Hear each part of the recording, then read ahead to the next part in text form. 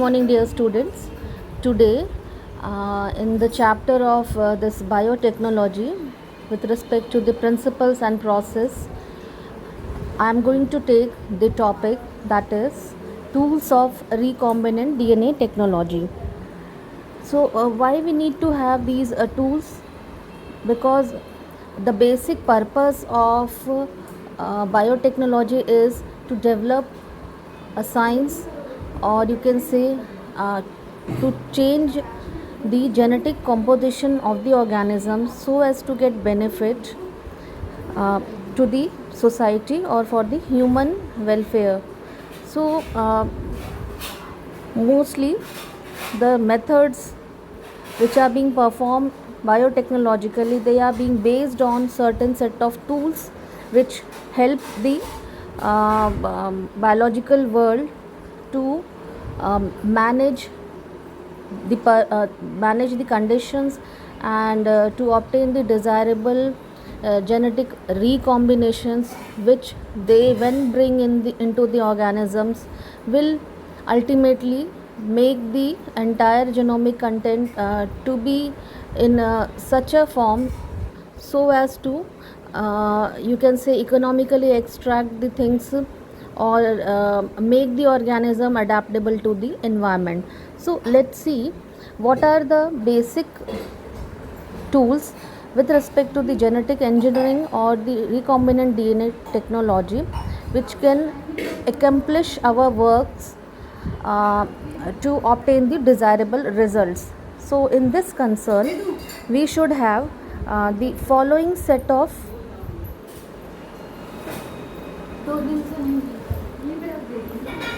you can say we should have the following set of informations and the um enzymes for the formation of the new genes in the organisms. So the very first thing is the presence of restriction enzymes. The next is polymerase enzyme, and the third one is ligases, then vectors, which are basically the carriers which transfers the gene from the source to the sink, that is to the host organisms. And the fifth one is the host organism in which the change in the set of genomic composition is being devised. So let's see the first case, that is the importance of restriction enzymes and what are actually the restriction enzymes. So basically in the year 1963, as given in your book, two enzymes responsible for restricting the growth of the bacteriophage. You know, bacteriophages are basically the phage viruses which are actually having their growth and multiplication by transmitting their genetic material either in the form of RNA or DNA into the bacterial cell, and after transformation, or you can say after replication, they ultimately destroy the host organism and grow their numbers. So there the scientists, they have found certain set of enzymes which will restrict the growth of bacteriophages, and the host organism in which these bacteriophages they were going, it was E. coli, that is Escherichia coli. So what were the two enzymes which were identified by the scientist?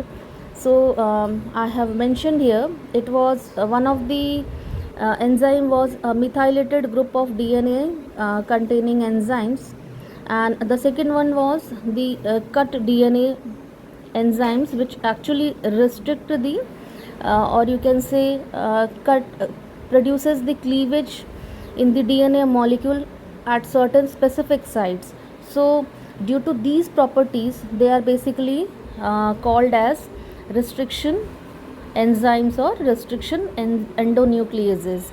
So the first restriction endonuclease enzyme which were isolated, it was the HIND2, whose functioning basically dependent on a specific DNA nucleotide sequence, and which was isolated, and it has characterized later on.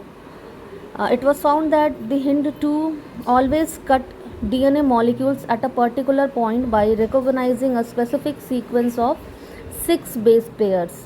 So, the important information regarding this Hind enzyme is that they only recognizes those specific sequence of 6 base pair. Either it could be the sequence, for example, I'm telling you, it could be a sequence of like AAT C C C.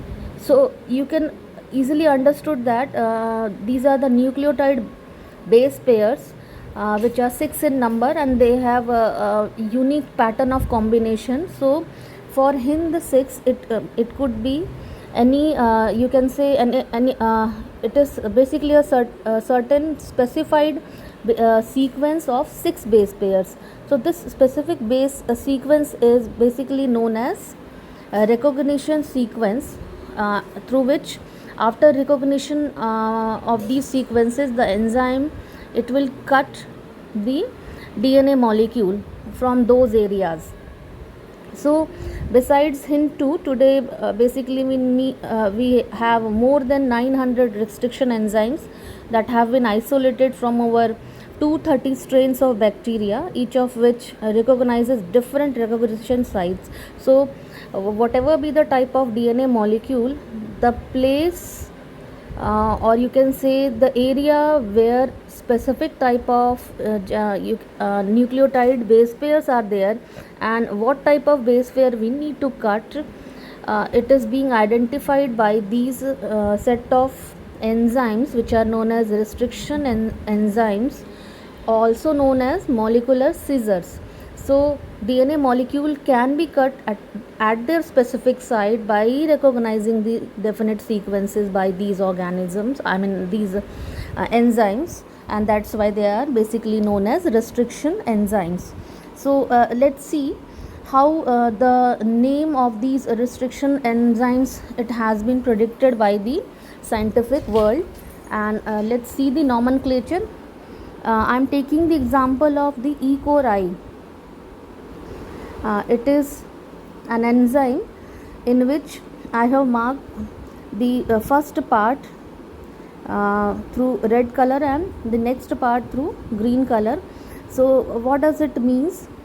Basically, the conventional method of naming these enzymes is that the first letter of the name, it comes from the genus, and the second 2 letters, they come from the species of the prokaryotic cell from which they were isolated. So in this case, E. coli comes from the Escherichia coli. So the part 1 is basically coming from the bacteria, that is E. coli, that is Escherichia coli RY13. And in this E. coli, the letter R is basically the strain of the bacteria. So it is the rough strain and smooth strain, which you have already studied in transformation experiments of the Griffith, where the rough bacterial colonies and smooth bacterial colonies were on treatment with respect to the Diplococcus pneumonia, and how the genetic material it was devised.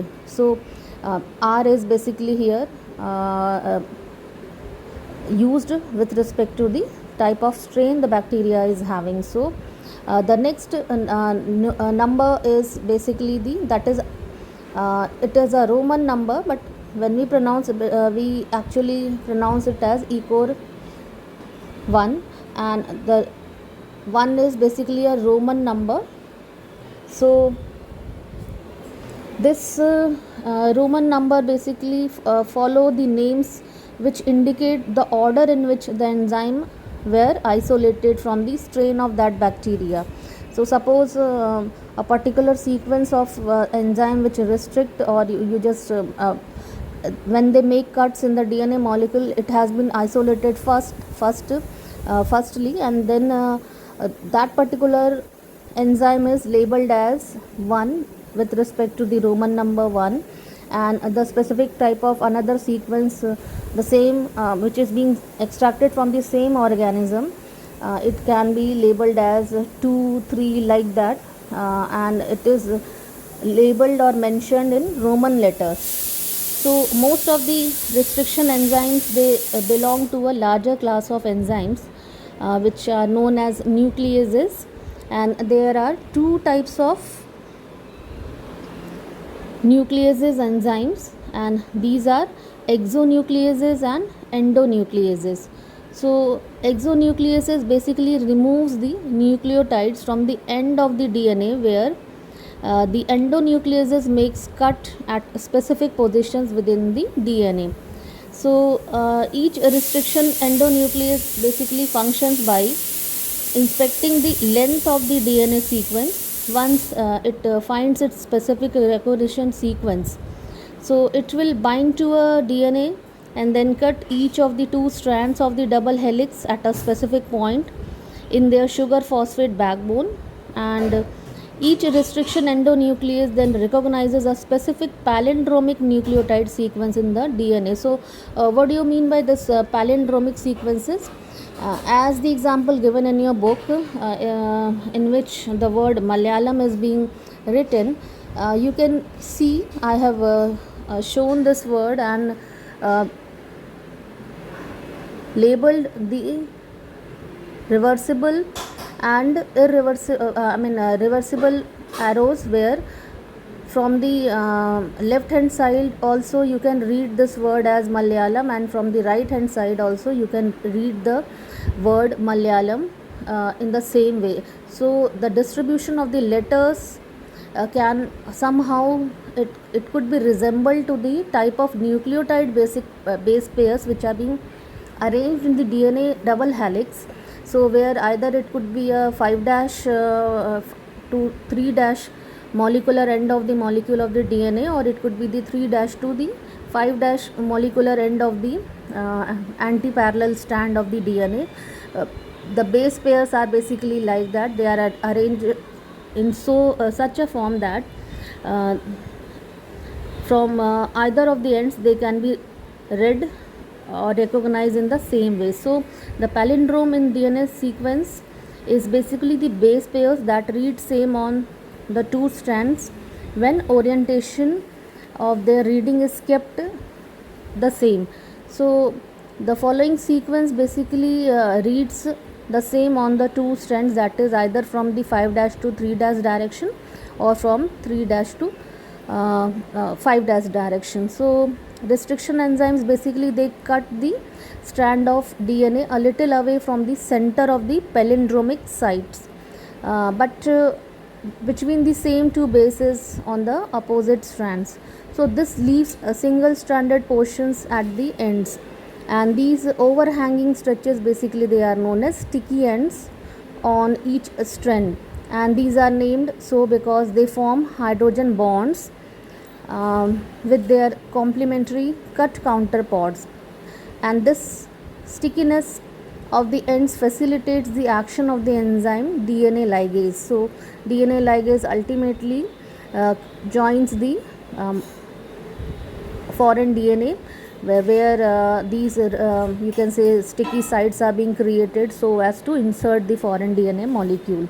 So when these cuts are developed by the restriction endonucleases, they are used in genetic engineering to form the recombinant molecules of DNA, which are basically composed of DNA from the different sources or genomes, and that's why they are known as foreign genome, or you can say alien genome.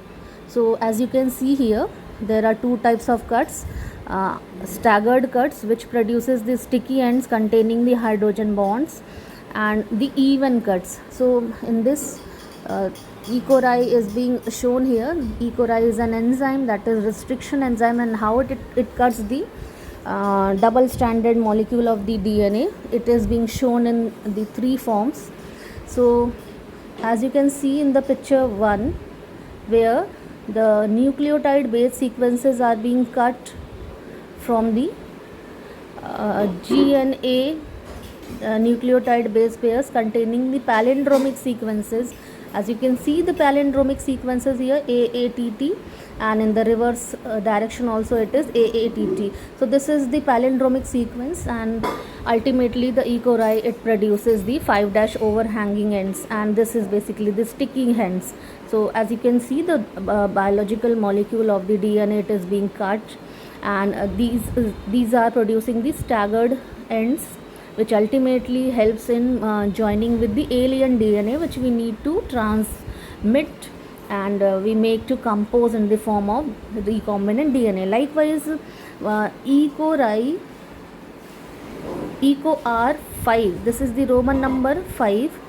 The enzyme which is somehow developed or isolated later on, it produces the even cuts in the DNA molecule, and because of this you are able to see the sequences and the blunt end which is being produced in the DNA molecule. Likewise, enzyme PST1, it actually produces the staggered cuts, and they produces 3' overhanging ends. So likewise, it is the DNA cleavage type by the type 2 restriction enzymes, in which different types of recognition sites have been created for the insertion of the alien DNA, or you can say the foreign DNA, into the host organism's genome, in which we want to obtain the desirable result or change. Okay, now you can see one of the picture of the structure of the restriction enzyme BAMH1 bound to the DNA. You can see here the picture of the DNA double helix. The enzyme recognizes the double stranded DNA of the sequencer at 5', and the sequence is GG80CC. It is not going to change. So wherever these you can say